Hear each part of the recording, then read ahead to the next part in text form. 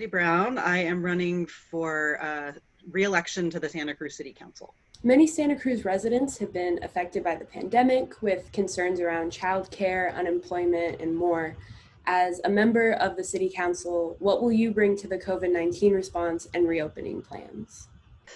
So in response to the pandemic, I have, as a sitting member of the City Council, been a strong advocate for policies and programs that support people who are struggling with the public health and economic crises that are, really challenging a lot of people. So for me, that includes so the eviction moratorium an eviction moratorium was something that was a super priority for me, and I pushed for that early on. I have been pushing to get that extended so that people aren't kind of living in the uncertainty of every few meetings we renew it.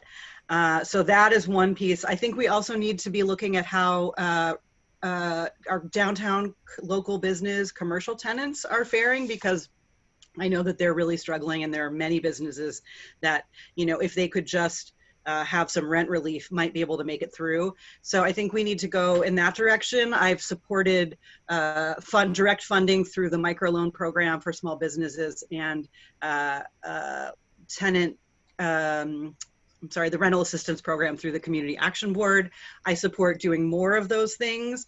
I think that we also need to be rethinking how what we're funding and what our priorities are. I want to make sure that our budget is not balanced on the backs of working people, and that cuts that are made are furthest away from direct services. As a member of the budget committee, I've been really strongly advocating for that, and I will continue to do that in the second term. Amid the current racial justice movement at the national and local level, what response would you like to see the council take? Thank you for that question. Yeah, I think this moment has created a real opening for us to have a community conversation about what that means in a predominantly white town.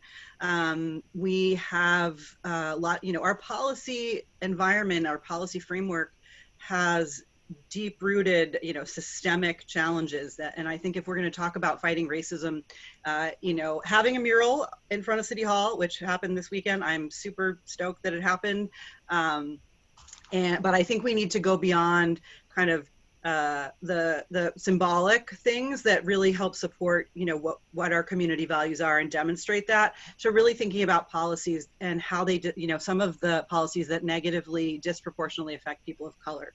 These are systemic problems. This is, we need to, at the city level, be looking at, how people of color are more likely to be incarcerated, more likely to be unhoused, more likely to experience housing insecurity, and more likely to be affected by the economic, the recession and, heading towards depression.